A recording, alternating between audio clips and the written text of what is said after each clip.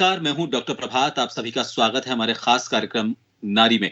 हर शनिवार हम नारी आधारित उन मुद्दों को उठाने की कोशिश करते हैं जो समाज में उठाने के लिए बहुत जरूरी हैं। मीडिया अपनी जिम्मेदारी निभाने की कोशिश इसलिए करता है कि कुछ मुद्दे ऐसे हैं जो अलग अलग वजहों से बहुत नीचे दबे रह जाते हैं। आज का दिन इसलिए भी बहुत ज्यादा खास हो जाता है क्योंकि आज से ठीक 11 दिन पहले एक ऐसी घटना हुई थी जिस घटना ने सिर्फ देश ही नहीं पूरी दुनिया को हिलाकर रख दिया था। दिल्ली में निर्भया के नाम से इस पूरे घटनाक्रम को याद किया जाता है, लेकिन इसने पूरे देश को एक कर दिया था। और उसके बाद कुछ ऐसे बड़े बदलाव हमारे कानूनी जो व्यवस्था है उसमें हुए, जिसे पॉक्सो एक्ट के नाम से जाना जाता है। लेकिन आज 11 साल बाद अभी भी कई सवाल ऐसे हैं जिन पर बात करना जरूरी हो जाता है, क्योंकि इतने साल होने के बाद भी ऐसी घटनाएं लगातार क्यों सामने आ रही हैं। ना सिर्फ परिवार, समाज, कानून और देश के स्तर पर इसको देखना जरूरी है, बल्कि मीडिया इन सभी मुद्दों को, इन सभी पहलुओं को एक साथ रखते हुए कोई ऐसा सॉल्यूशन निकालने की उसके लिए एक ऐसा मंच उपलब्ध करवा रहा है जो इस कानून को इतना कड़ा कर सके कि आने वाले वक्त में अगर किस तरह की कोई घटना करने की कोशिश भी करे, ऐसा कुछ सोचे, तो उसे बार बार सोचना पड़े आखिर वो ऐसा क्यों करे। और इसी विषय पर आज कुछ रोशनी डालने के लिए हमारे साथ अलग अलग विषय विशेषज्ञ हमारे साथ जुड़े हुए हैं।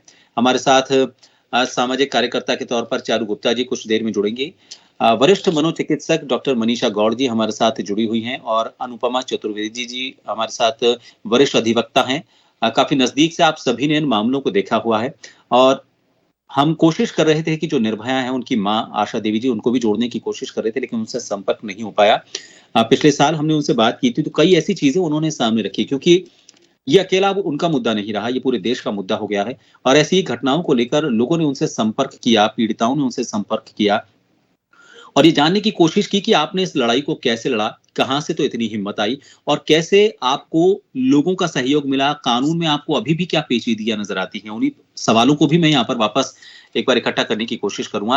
अनुपमा जी, सबसे पहले आपके पास इसलिए आना जरूरी है क्योंकि कानून कड़ा किया गया, लेकिन उसके बावजूद अभी हाल ही की बात करें तो कल कानोता में एक ऐसी घटना हुई है, चलती बस में रेप की घटना हुई। हालांकि दोनों आरोपियों को गिरफ्तार किया जा चुका है। आप लेकिन देखिए कि वो बस, जिस बस में ये घटना हुई, जिस बस के केबिन में ये घटना हुई, वो बस पूरी सवारियों से भरी हुई थी। उन्होंने म्यूजिक सिस्टम को हाई कर दिया ताकि आवाज ना पहुंच पाए लोगों तक। लेकिन आप ये सोचिए कि इतनी हिम्मत कर जाना, आपको लगता है कि अभी भी कानूनी स्तर पर कुछ ऐसे बदलाव की जरूरत है या कोई लैकुना अभी भी ऐसा रह गया है जिसका पॉक्सो एक्ट बनने के बावजूद फायदा उठाने की कोशिश की जाती है? देखिए, एक्ट बनाना तो सरकार का काम है, संविधान का काम है, बन जाता है। लेकिन लोगों में अवेयरनेस लाना भी बहुत ज़रूरी है। अब इस तरह की घटना जो कानोता में हुई है, बहुत ही शर्मनाक है। सब मूक दर्शक होते रहे, देखते रहे और किसी ने कुछ नहीं किया। सबसे पहले तो इन लोगों को भी पार्टी बनानी चाहिए, क्योंकि जो देखने वाला और कुकर्म करने वाला दोनों ही, मैं तो मानती हूँ कि दोनों ही दोषी माने गए हैं। इस मामले में अक्सर इस मामले में हुआ ऐसा ऐसा हुआ था कि उनको शोर नहीं सुना दिया, लेकिन जब उनको लगा ना बहुत ज्यादा कुछ अजीब सी चीजें और शोरगुल सा आ रहा है, तो उन्होंने दरवाजा खटखटाया, दरवाजा खुलवाया और उस बच्ची को बचाया।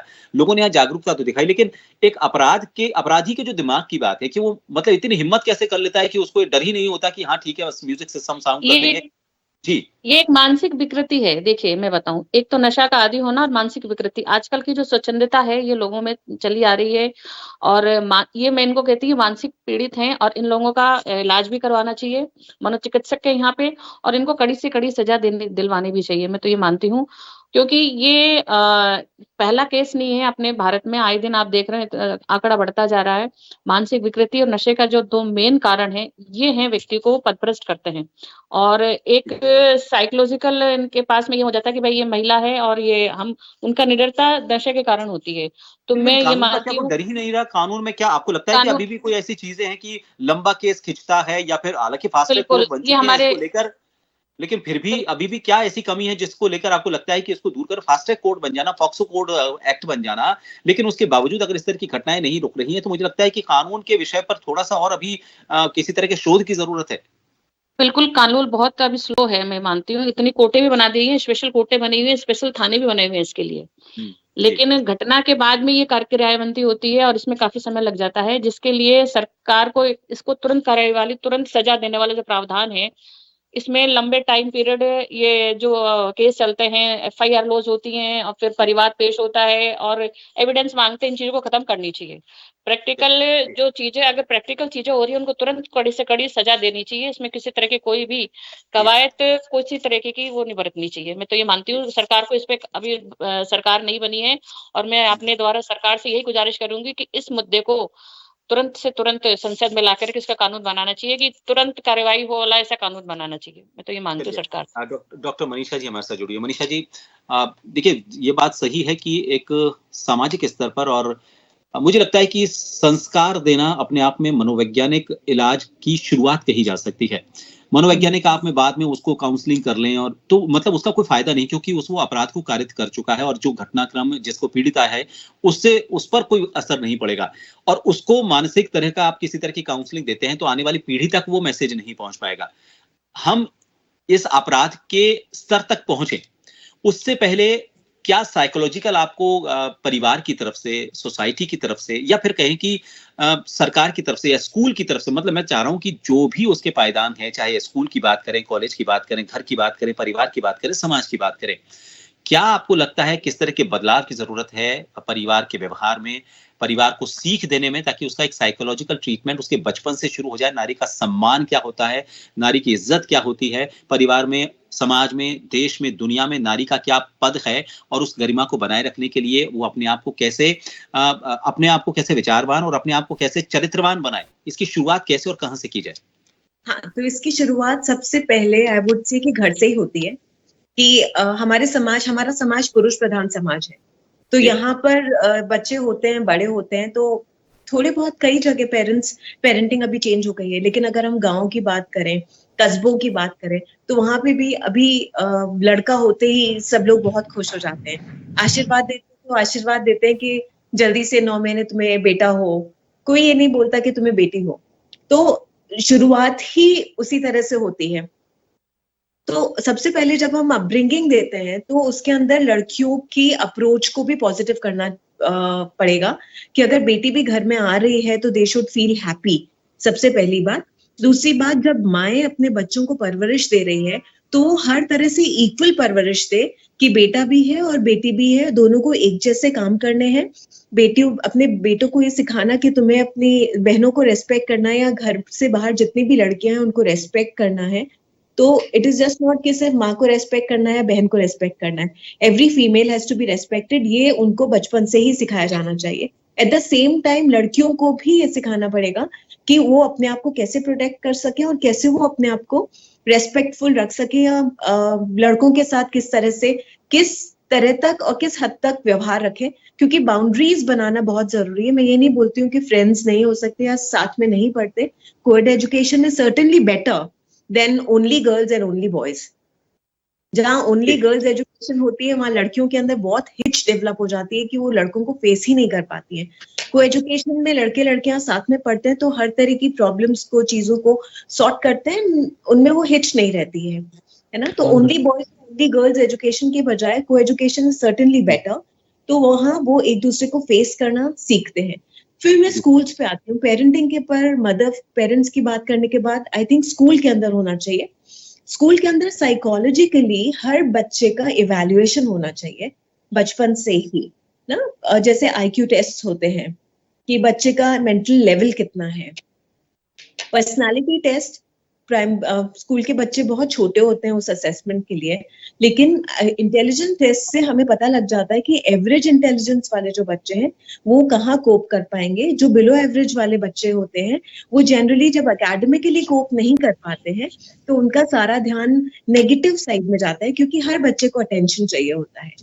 और वो अटेंशन अगर आपको पॉजिटिवली नहीं मिल रहा, एकेडमिकली आप अच्छे नहीं है तो अटेंशन नहीं मिल रहा है, तो नेगेटिव अटेंशन उनका होता है कि झगड़े करना है या किसी को बुली करना है या कुछ बदमाशियां करनी है। और धीरे धीरे when they get into teenage तब उनका ये बिहेवियर और ज्यादा व्यक्त होता है। और टीनेज के अंदर आने के बाद उनको ये प्रॉब्लम्स ज्यादा डेवलप होती हैं कि नशे की तरफ चले जाएंगे, एंटी सोशल बिहेवियर करेंगे, कुछ इस तरह का काम करेंगे कि उनकी तरफ सारा ध्यान जाए, दे बिकम द बॉस। जी जी, बिल्कुल आपने बिल्कुल सही कहा कि परिवार से इसकी शुरुआत होती है। चारू गुप्ता जी हमारे साथ जुड़ चुके हैं। चारू जी, ये परिवार के साथ शुरुआत की बात बिल्कुल सही है। एक्चुअली क्या है कि जो पैट्रियार्की है वो दिमाग में हो सकता है कि परिवार के साथ जब हम बैठे हों तो इस तरह की चीजें नहीं आए, लेकिन अनजाने में वो चीजें दिमाग के उस कोने से निकल के बाहर आती है जहां पर पता चलता है कि उनके दिमाग में कितना अंदर तक वो पैट्रियार्की घुसी हुई है। मसलन हम कोई भी ऐड अगर देखते हैं, विज्ञापन देखते हैं टीवी का, तो उसमें अगर कोई रसोई से रिलेटेड किसी भी तरह का कोई विज्ञापन आएगा सामान का, तो उसमें सिर्फ महिलाओं को ही रसोई में दिखाया जाता है, ठीक है। और ऐसा काम जो झाड़ू पोंछे का अगर कोई है, कोई मॉपिंग या किसी तरह का कोई सामान बेचने की बात आएगी, तो उसमें सिर्फ महिलाओं को झाड़ू निकालते हुए दिखाया जाता है। ये मुझे लगता है कि पैट्रियार्की की वो झलक है जिसको हम समझ नहीं पा रहे हैं। उस स्तर पर सोचने की जरूरत है कि आखिर, और उसको पहचानने की जरूरत है कि आखिर हम ऐसे कौन कौन से डेली रूटीन के ऐसे काम करते हैं जिनमें हमें पता नहीं है।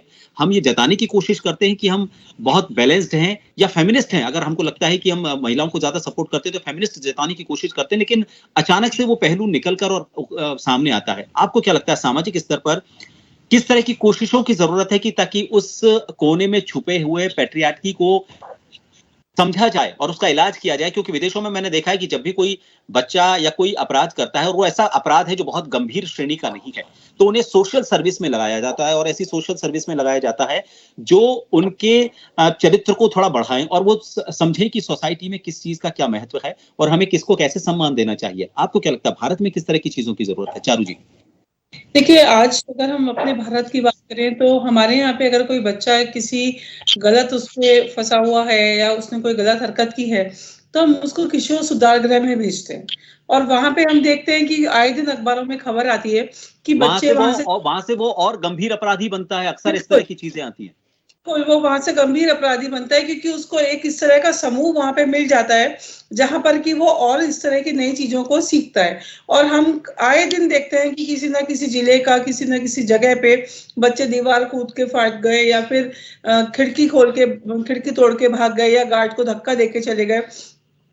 तो इस तरह की चीजें जो विदेशों के अंदर है, विदेशों के अंदर उसको दूसरे तरीके से लिया जाता है, वहां पे बच्चों को दूसरे तरीके से सिखाया जाता है। हमारे यहाँ पे इस तरीके को बदलना होगा क्योंकि हम एक बिल्कुल पुरातन तरीके पे चल रहे हैं जहाँ पे बच्चों को इस तरीके से बांध दिया गया है कि वहां पे बच्चे एक दूसरे से वो क्रिमिनल वाली जो चीजें हैं वो और ज्यादा सीखते हैं, ज्यादा उनको वो होता है। हमें उसको दूसरी दिशा में परिवर्तन करना चाहिए कि हम उनको पॉजिटिविटी की तरफ लेके जाएं कि बच्चे ने को ये एहसास बोध कराएं कि उसने ये गलती की है और इस गलती की सजा क्या हो सकती है, वो अपने जीवन में कितनी बड़ी भूल करने जा रहा था, और साथ साथ उसको ये पता चले कि अब जो गलती हो चुकी है उसको सुधारने का क्या उपाय है और किस तरीके से वो वापस अपनी सेम पोजीशन पे आ सकता है। जी। अनुपमा जी, पिछला जो मामला था निर्भया का, जिसके बाद लोगों में जागरूकता तो बहुत दिखी थी, लेकिन वो ठीक है, एक फेज होता है और एक माहौल होता है। उस माहौल में लोग बहुत ज्यादा उग्र होते हैं और उनमें वो गुस्सा, वो क्रोध देखा जाता है। लेकिन 7 साल और करीब 3 महीने और 4 दिन ये वो वक्त था जब उस निर्भया को इंसाफ मिला था। उसके बाद हालांकि फास्ट ट्रैक कोर्ट आई और कन्विक्शन जो रेट्स हैं उनको बढ़ाने की कोशिश की गई, लेकिन अभी भी जो जैसे मान लीजिए चालान पेश किया जाता है या फिर पैरवी की बात करें, ये 2 ऐसे पायदान हैं जहां पर अगर मान लीजिए चालान पेश करते वक्त सही तरीके से जांच अगर नहीं की गई है तो अपराधी जो है वो छूट जाते हैं और वो थोड़े से उनको एक बल मिल जाता है, या फिर उनको सही तरीके से चालान पेश नहीं किया गया तो उनको एक तरह से जमानत मिल गई और वो बाहर आ गए और फिर वो पीड़ित को धमकाने की कोशिश करते हैं, अलग अलग तरीके से उसको मामला से हटाने की कोशिश करते हैं। और ठीक यही जब पैरवी का दौर आता है, चालान पेश होने के बाद जब कोर्ट में ये ट्रायल चल रहा होता है, तो उस दौरान भी कई बार वकीलों की तरफ से जो पेश वहां पर पैरवी करने की कोशिश की जाती है, चूंकि चालान ही सही ढंग से पेश नहीं हुआ तो उनके हाथ भी, उनका वो ऐसा मजबूत आधार उनको नहीं मिल पाता। क्या लगता है इन दोनों पायदानों में किस तरह के सुधार की जरूरत है? क्या आपको लगता है कि जो चालान पेश किया जा रहा है उसको थोड़ा सा और कड़ा और सही तरीके से वहां पर उनकी जांच पड़ताल हो, उसको सुनिश्चित किया जाए, इसके लिए कुछ बदलाव आपको लगता है कानून में किया जाना चाहिए? बिल्कुल, कानून में सबसे पहले गंभीरता से इस मुद्दे को लेना चाहिए और स्टार्टिंग से ही ऐसे सबूतों को इकट्ठा करना चाहिए। और मैं मानती हूँ कि कानून व्यवस्था में पुलिस को भी इसमें मदद करनी चाहिए, क्योंकि ये एक ये घटना किसी छोटी घटनाएं नहीं होती है। और फिर उसके बाद में स्पष्टीकरण के से और बिल्कुल कोशिश ये करनी चाहिए कि साफ सुथरे तरीके से चालान को पेश करें सारे सबूतों के साथ में। पुलिस को भी इसमें करना चाहिए, मदद करनी चाहिए, मैं तो ये मानती हूँ कानून व्यवस्था से। और वकील साथी भी हैं हमारे, वो भी जो उनको मिलता है आधार उसके आधार पे पैरवी करते हैं, लेकिन ये मामले थोड़े टिपिकल हैं, तो इसमें सबूत के बिना तो आपको पता है कि कुछ नहीं कर पाते हैं, सब कुछ जानते हुए भी सरकार कुछ नहीं कर पाती है। तो इन मुद्दों में तो इतना लंबे, मैं तो ये कह रही हूँ चालान व्यवस्था पेश करना, ये चीजें इनको बंद होना चाहिए। और मौके की नजाकत देखते हुए जो भी है वो तुरंत ऐसी कोर्ट स्पष्ट बननी चाहिए कि यहाँ मुकदमा दर्ज करने की जरूरत ही नहीं पड़े, आप सीधे कोर्ट में परिवाद पेश करो और इसमें विदिन 1 मंथ के अंदर सारा काम खत्म होना चाहिए। मैं तो मतलब ये डिमांड तुरंत कार्यवाही हो। हाँ, टाइम पीरियड बहुत कम होना चाहिए, साल भर 6 महीने ही ज्यादा है। और मुझे लगता है कि उसमें जो तारीखें पड़ रही हैं उनमें जो डेट्स आगे दी जाती हैं, हाँ, हाँ, फास्ट ट्रैक कोर्ट में डेली सुनवाई हो, और अगर मान लीजिए कोई छुट्टी का दिन पड़ रहा है तो चाहे अपने घर पर सुनवाई करें या हाँ, जो आपके हमारे साथ वेब जो आजकल सुनवाई होती है उस तरह से सुनवाई करें। बिल्कुल आपने सही कहा कि इस पीरियड को अगर कम किया जाए लोगों में थोड़ा सा विश्वास बढ़ेगा।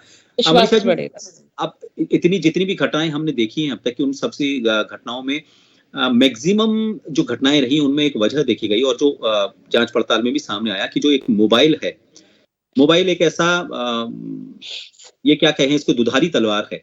अगर आप इससे सामने वाले दुश्मन को खत्म कर सकते हैं तो आप अपने खुद को भी चोट पहुंचा सकते हैं अगर इसका सही तरीके से इस्तेमाल नहीं किया जाए।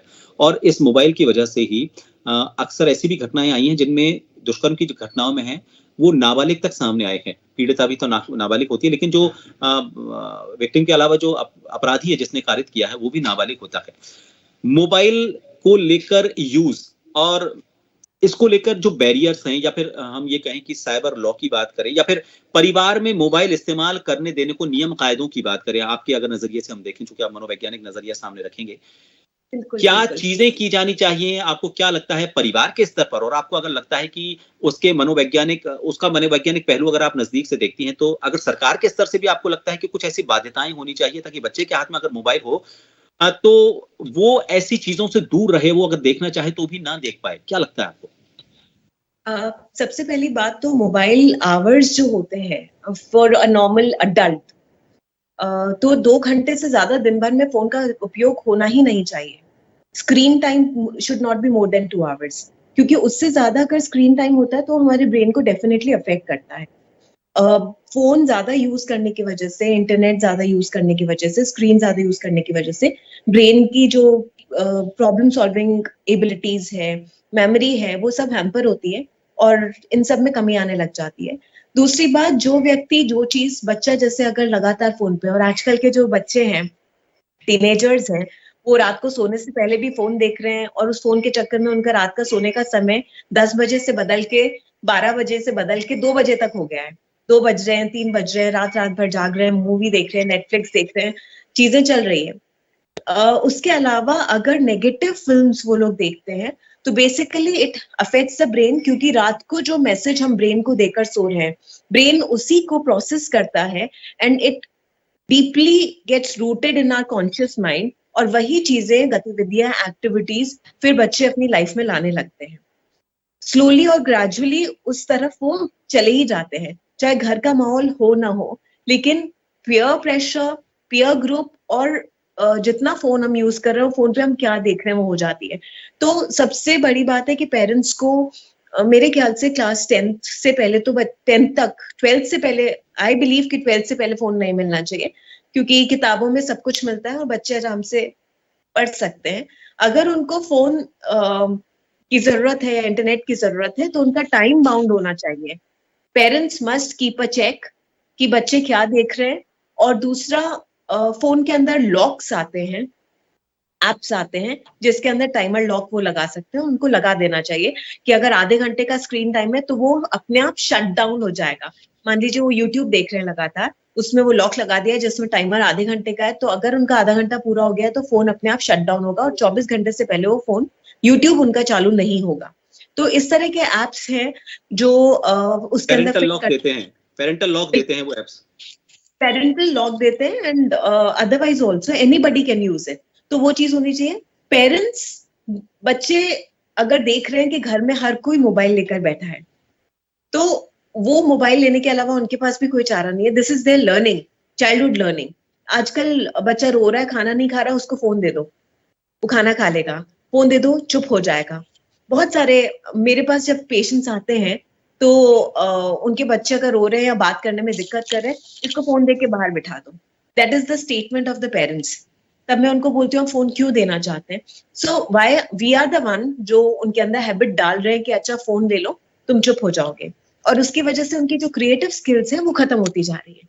पूरा इन्वॉल्वमेंट तो फोन के अंदर हो जाता है, तो चाइल्डहुड से ही प्रॉब्लम्स डेवलप हो जाती है, what they see, and if they don't keep, and parents especially जो alcoholic families या disturbed families हैं, वहां पे पेरेंट्स का फोन जो वो देख रहे हैं, बच्चे अनजाने में ना चाहते हुए भी पेरेंट्स का फोन ले लिया, कुछ और ले लिया, and what they are watching, अगर कोई पॉर्न्स देख रहा है, अगर कोई कुछ और सीन्स इस तरह के देख रहा है, तो वो अडोलेसेंट्स में वो सारी चीजें देखने लगते हैं।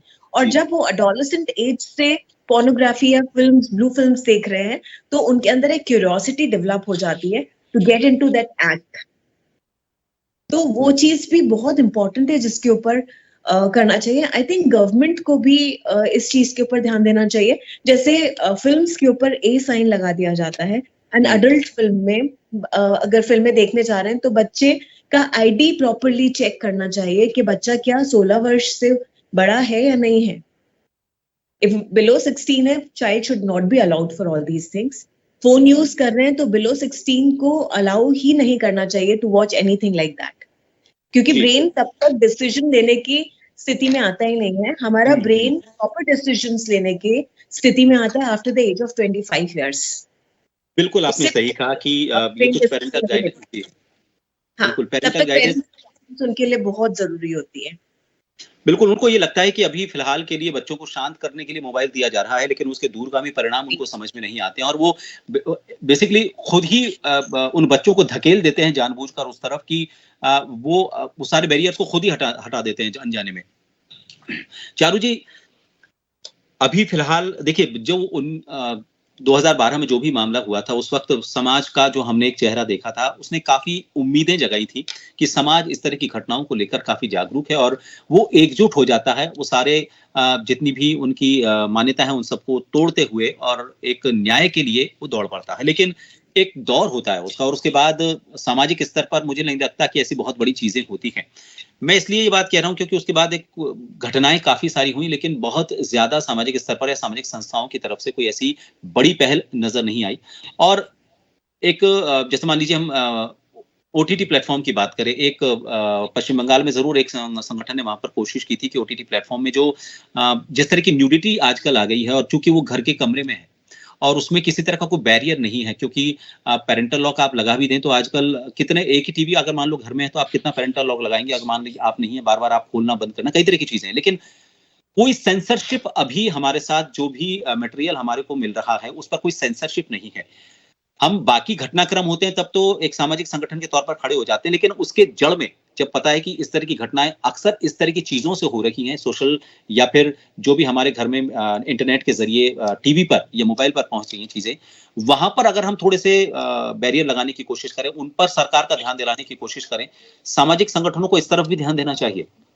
बिल्कुल बिल्कुल, आप ठीक कह रहे हैं। जैसे कि अभी मनीषा जी कह रही थी कि एक सिस्टम होना चाहिए कि इतने घंटे बाद शट डाउन हो जाए मोबाइल, और बच्चों को मोबाइल नहीं देना चाहिए 12th क्लास से ऊपर। लेकिन अब तो सिस्टम ये हो गया है कि स्कूल के जो होमवर्क है वो बच्चों को परिवार के स्तर पर तो ठीक है, लेकिन मैंने देखा है कि सामाजिक संगठन अक्सर उस चीज को बहुत ज्यादा नहीं छेड़ते जहां पर बहुत बड़ा एक व्यापारिक वर्ग जुड़ा हुआ है। ओटीटी का जो आप अगर उसका रेवेन्यू देखेंगे, उसका अगर आप पूरे टर्नओवर देखेंगे साल का, तो आप हैरान रह जाएंगे। तो अक्सर सरकार की तरफ से ये सोचे कि वो इतने बड़े रेवेन्यू जनरेटर को छेड़ना नहीं चाहता, लेकिन सामाजिक संगठनों को एक कोशिश तो करनी चाहिए, एक बार भिड़े तो सही कम से कम इतने बड़े। बिल्कुल, मैं आपकी इस बात से पूरी अच्छी तरह से सहमत हूँ कि इस तरह से होना चाहिए, क्योंकि हम कितने ही कानून लगा लें, कितने ही हम निर्भया के बाद जो हमने वन स्टॉप सेंटर खोले हैं या इस तरह की बहुत सारी चीजें गवर्नमेंट ने एक फंड बना करके किया है, लेकिन वो सब बिल्कुल बेकार है, क्योंकि हम मोबाइल के द्वारा हर चीज हाथों में परोस रहे हैं। किस तरीके से क्राइम होगा, ओटीटी चैनल में भी साफ दिखाया जाता है और आजकल तो आप देख रहे हैं कि जितने भी क्राइम होते हैं वो कहीं ना कहीं किसी न किसी टीवी से या किसी यूट्यूब चैनल से या किसी पिक्चर से प्रेरणा लेकर के, बाकायदा प्रेरणा लेकर के वो जो है अपराध किए जाते हैं। तो इन सब पे कहीं ना कहीं लगाम जगानी जरूरी है।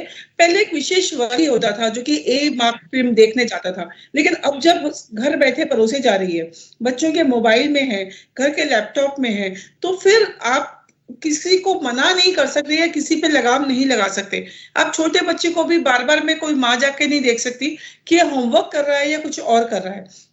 इवन आप देखेंगे जो हमारा सामाजिक दायरा बिगड़ रहा है, जो हमारी संस्कृति बिगड़ रही है, उसका भी मेन कारण आज मोबाइल हो गया, क्योंकि पॉर्न फिल्मों में इतना सब कुछ दिखाया जाता है जो कि कहीं ना कहीं हमारे जो सामाजिक रिश्ते हैं कर रहा है, अब पॉर्न वाली कैटेगरी अलग से रही ही नहीं। इनको ये बताया जाता है कि जैसी चीज है वैसी असलियत सामने रख रहे हैं, और वो तो अब वो उस कैटेगरी में रहा ही नहीं। वो तो टीवी पर, ओटीटी प्लेटफॉर्म पर ओपन में दिख रहा है, वो तो उस कैटेगरी से रहा ही नहीं। मैं ये समय कम है, माफी चाहूंगा। हमारे साथ अनुपमा जी भी जुड़ी हुई है। मेरा आखिरी सवाल अनुपमा जी से।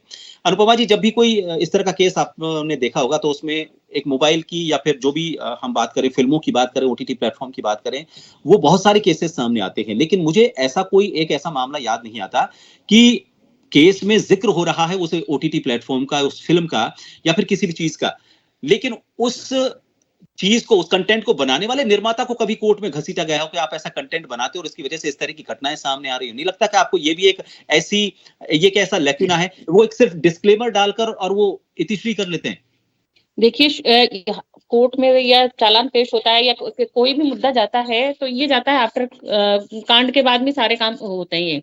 कोई भी घटना घटने के बाद में सारे केसेस जाते हैं, लेकिन सबसे पहला दायित्व तो समाज का है। ये फिल्म बनाने वाले हैं, बच्चा जैसे अभी ये तो कह रहा हूं, जब कोर्ट में केस आ गया और उसका अगर कहीं जिक्र हो गया है उस फिल्म का, तो मुझे लगता है कि वो भी एक पार्टी बनाई जानी चाहिए। उसको, उस मामले को बिल्कुल पार्टी को, जो ये क्राइम चैनल वालों को, मैं तो मानती हूँ जितने भी क्राइम चैनल बताते हैं कि ऐसे ऐसे अपराध हुए, इन सबको बंद करना चाहिए। बच्चा मोबाइल खोलते ही पहले आप देखो कि अडल्ट चीजें पहले आ जाती हैं। आप छोटा सा ऐप, बच्चे को आधे घंटे के, आप 5 मिनट पहले कोई भी ऐप खोलता है उससे पहले आप देखेंगे उसके अंदर ऐसी चीजें जो बच्चे को नहीं देखनी चाहिए। तो शुरुआत तो मोबाइलों से, एंड्रॉइड से, फिल्म निर्माताओं से, जो और ये जो एड दिखाते हैं, चाहे अक्षय कुमार जी दिखाते हैं, इन सब चीजों पर बैन करना चाहिए। सबको मिलकर के सामाजिक दायित्व भी है ये हमारा, और कानूनी दायित्व भी है। तो एक मेरे हिसाब से तो एक इसके अलग से एक याचिका दायर करनी चाहिए कि इस तरह के जितने भी फिल्म दिखाए जाते हैं या जो भी इसके अंदर अपराध दिखाए जाते हैं, इन पे बैन लगना चाहिए, और जो बनाते हैं उनको कानून के दायरे में ला करके इन पे सख्त सख्त कार्रवाई करनी चाहिए। मैं इस चीज की अप्रिशिएट करती हूँ। बिल्कुल, जनहित याचिका, बिल्कुल जनहित याचिका, जनहित याचिका एक साथ में एक ऑप्शन है ही। लेकिन अगर मामले, इस मामले में, इस तरह के रेप के किसी मामले में अगर कोई जिक्र हो रहा है किसी भी कंटेंट का, जिससे होता है, तो उस व्यक्ति को पार्टी बनाना चाहिए, उसको पार्टी बनाना चाहिए। मुझे लगता है बिल्कुल पार्टी, बिल्कुल। आप देखिए, हमने एक सॉल्यूशन निकालने की इसलिए कोशिश की है, और ये सारे सॉल्यूशन कानून अपने स्तर पर काम करने की कोशिश करता है। मुझे लेकिन लगता है कि ये अपराध होने के बाद की चीजें हैं। अपराध में डर तो बहुत ज्यादा नजर नहीं आता, लेकिन उसका मानसिक जो विकृतिपन उसमें आ रहा है, मुझे लगता है कि ये सबसे बड़ा सॉल्यूशन यही होना चाहिए। और उसके लिए समाज अपने स्तर पर क्या कोशिश कर सकता है, परिवार अपने स्तर पर क्या कोशिश कर सकता है, इनको आज हमने जानने की कोशिश की। और कानून अपने स्तर पर इसमें उसने प्रावधान एक बड़ा किया है, पॉक्सो एक्ट बनाया है, फास्ट ट्रैक कोर्ट बनाए हैं। हो सकता है इसमें किसी तरह के संशोधन की जरूरत हो, लेकिन पहले से काफी कड़े कानून हुए, आगे भी और कड़े होंगे।